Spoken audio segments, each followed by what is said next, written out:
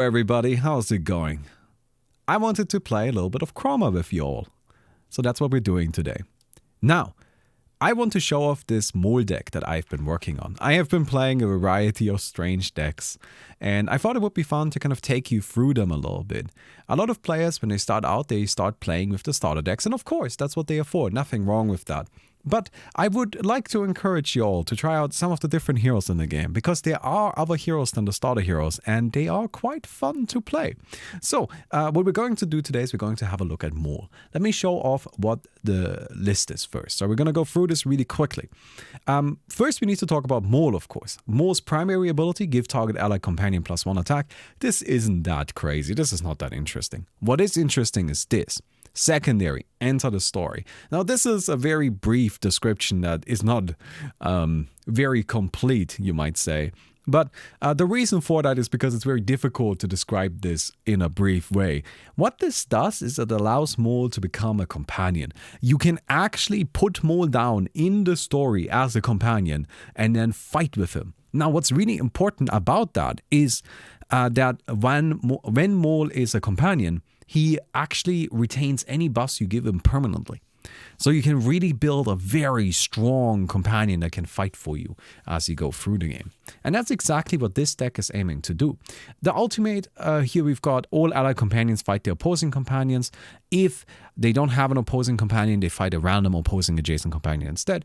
This is something that is kind of more used for a little bit of a late game finisher. We don't have to worry so much about that right now.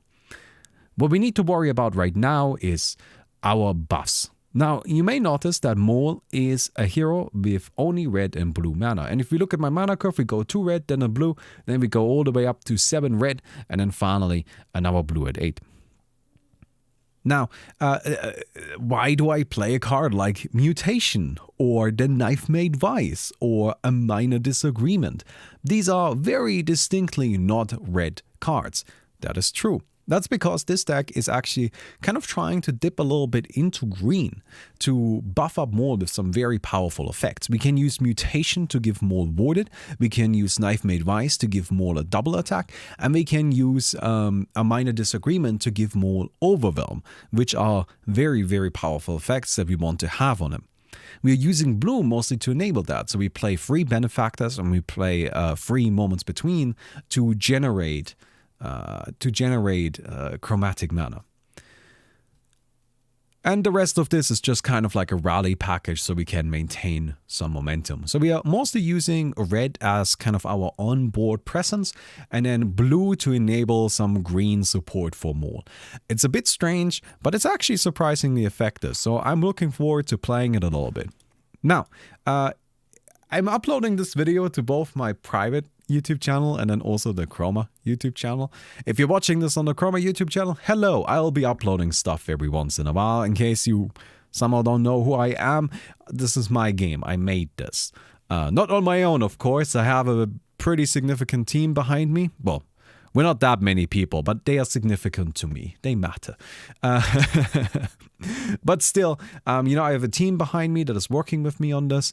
But of course, in the end, this is still my project, right? It's what I started this, and I'm very happy with where we are today. So yeah, if you're watching this on my YouTube channel, then there's a link in the description to the Chroma YouTube channel. I'm not always going to upload these videos also to my private channel just because, Anyway, first, let's have a look at this hand of cards. We got Flashcast Knuckle Duster, which is a great buff to put on Maul. We have the Moments Between, which we can potentially use a Numinary. You know what? I'm going to go with this. Mostly because we're playing against the Pride Monger. Pride Monger tends to be a little slower because she is forced to play less companions. She can't just flood the board endlessly. In case you don't know what Pride Monger does, she has the secondary ability here that says you may only have 3 companions in the story at once. Your companions have +1/+1. This +1/+1 buff is very significant. But it also means you're limited in how many things you can actually have on the board, and as such, Pride Monger isn't usually just spamming the board with everything she got, right?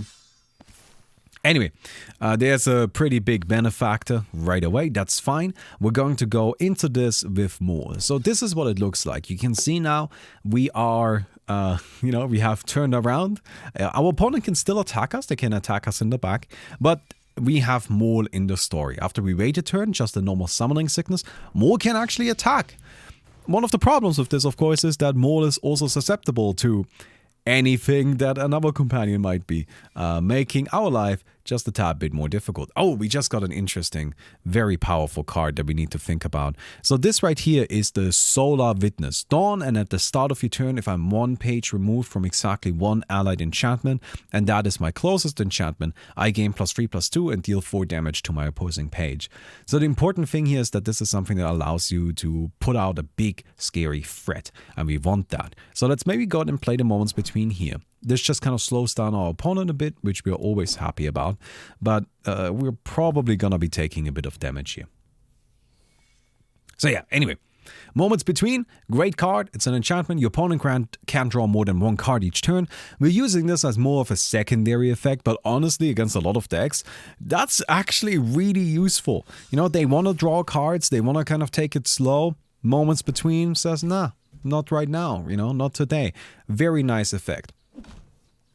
The secondary effect, the moments between, develops after its span decreases, is something that we're looking to use here though, right? That's where we can get even more value. So this is what we have right now. We're going into Act 2. We have 6 mana available, 7 if we use this. And now we have to ask ourselves, well, how do we want to tackle this?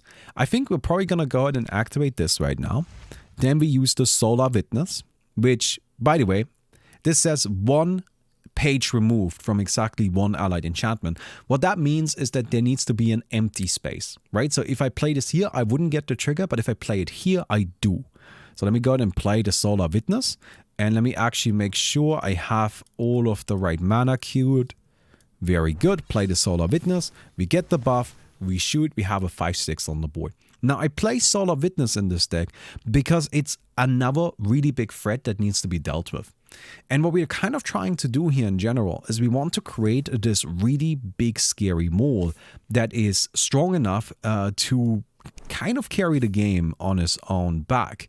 But the problem with that, of course, is if all we've got is this one Maul, our opponent can deal with it pretty easily. They just have to kill Maul. And if Maul does get removed from the story, you don't instantly lose the game, but you can't resummon him again immediately. He goes on a bit of a cooldown, which isn't ideal for us because we tend to spend a lot of resources buffing up Maul. So if he leaves the story, kind of sucks. Let me see what happens here. Okay, that's 1 bag of crowns. Okay, just a casual buff. But here's the important thing. Right now, this Solar Witness represents a really, really significant threat that kind of needs to be dealt with. And if our opponent doesn't deal with it, then, the Solar Witness will just continue growing. And our Maul will then also be buffed up by our other stuff. So you can see here, yeah, perfect. This is fine. Yeah, we're taking a bit of damage. Don't worry about it. It's gonna happen. You're gonna take a bit of damage with this deck. It's more about, yes, perfect. This is very, very good for us. So, looking at our opponent's hand, 6 cards in her hand, we can do something really degenerate right now.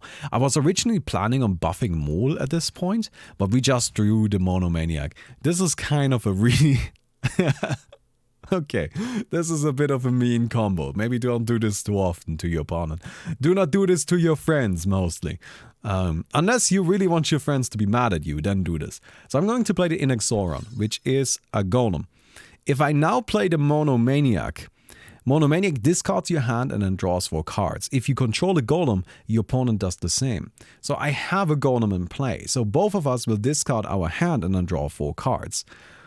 But there's a small issue here for our opponent. I'm sure you might already have noticed it. Before we do that though, let me go ahead and make sure that we play out our hand as best as we can, because we will be getting rid of it anyway. And alright then, so Monomaniac comes down, everything gets discarded, we draw ourselves some cards, and the moments between blocks our opponent from drawing 4. And there we go.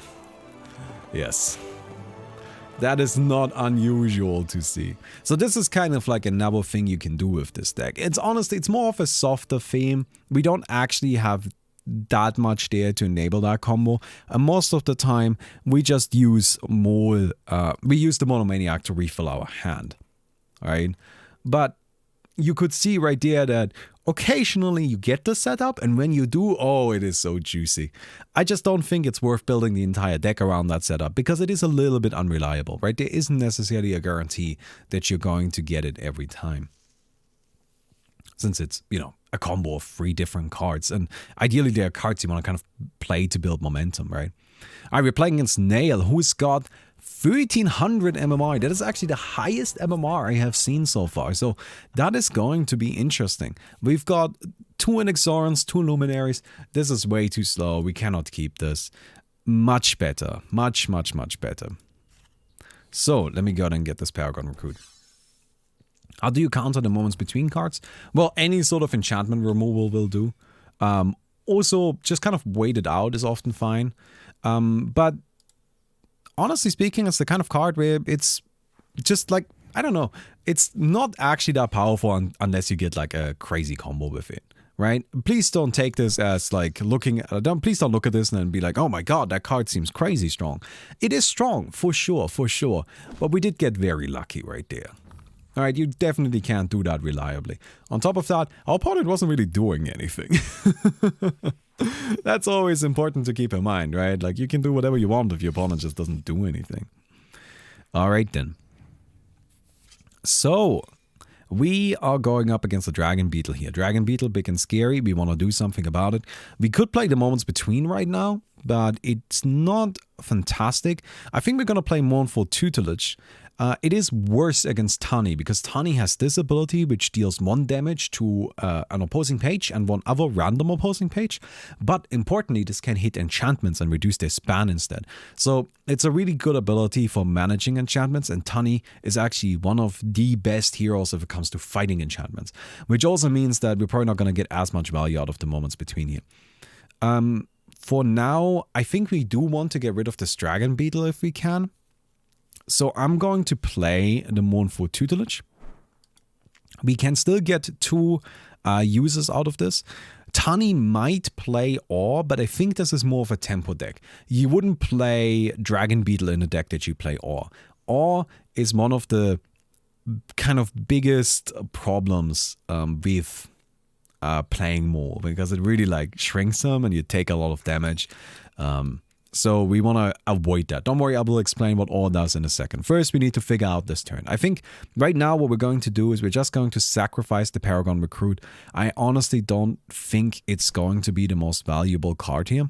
So we're going to buff up Maul, and then we're going to just get these 2 in here and get that nice little trade. So anyway, what was I saying?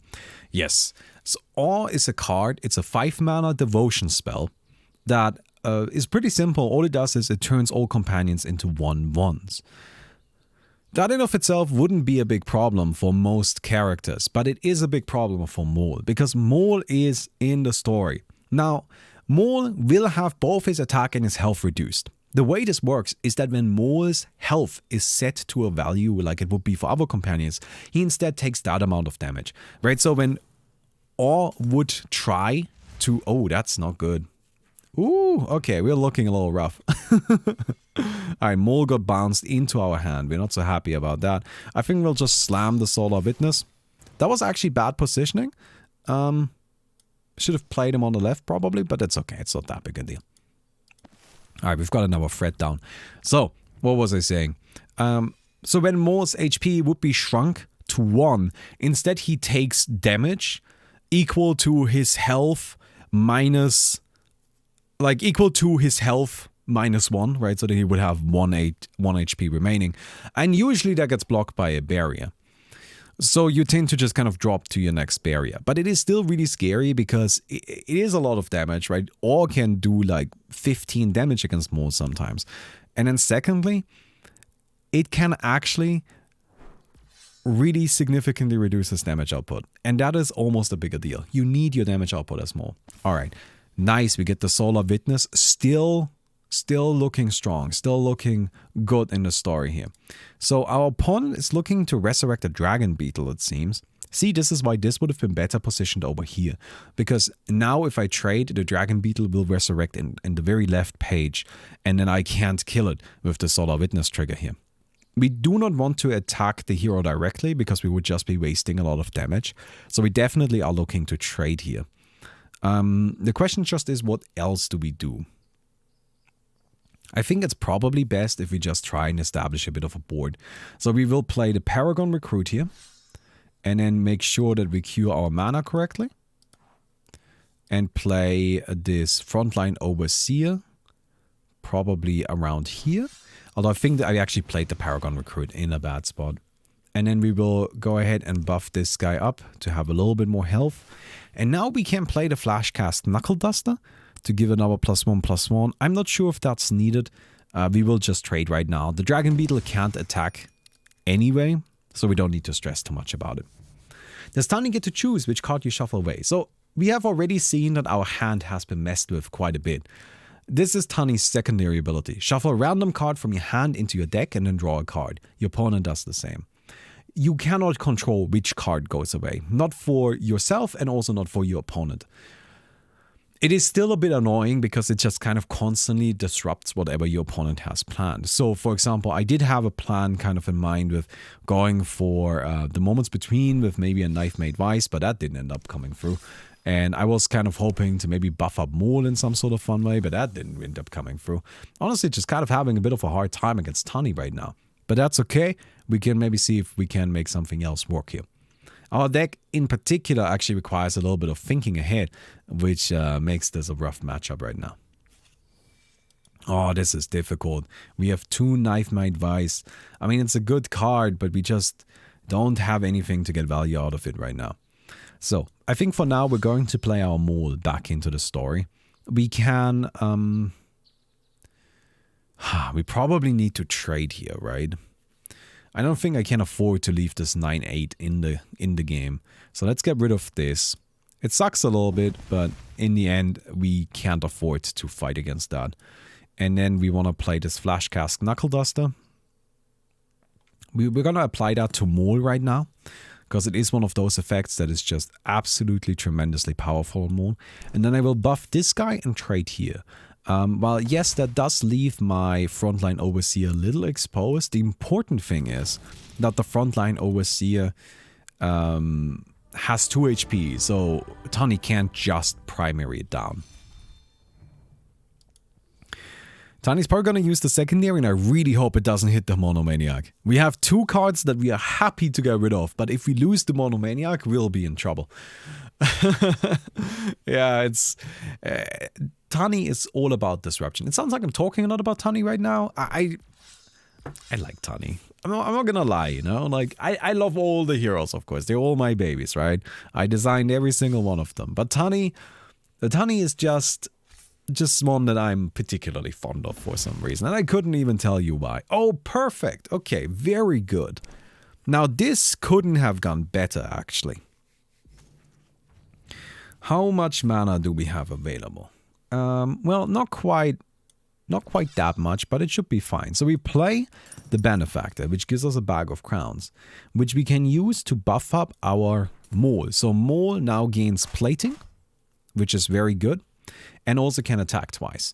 I will play the Monomaniac, which shuffles things back into our deck, and not shuffles things back, but we just kind of draw some cards. We get a Flashcast Knuckle Duster. Yeah, nothing that gets me super excited if I'm completely honest. It might just be best to start going face here. And by start going face, I mean we trade once, we trade another time, and then we start going here. Now, let me actually point something out really quick. You may notice that Maul currently has 1 plating down here. This is a little bit of a bug right there, which is kind of just a strange interaction between Maul and the Knife Made Wise. Don't worry about it. We will fix it as soon as possible. In the end, all this results in is Maul having 1 less plating than he should have, but in the end, it's not that big of a deal. Anyhow. let's go into this next turn. So this is where our opponent not having actually killed Maul is really gonna start hurting. Okay, very good. Oh, this is actually just fantastic. This couldn't be better. So what are we going to do here? We have how much mana available? Let me go ahead and just go in here and queue autofit up. Very good. We have 10 mana right now.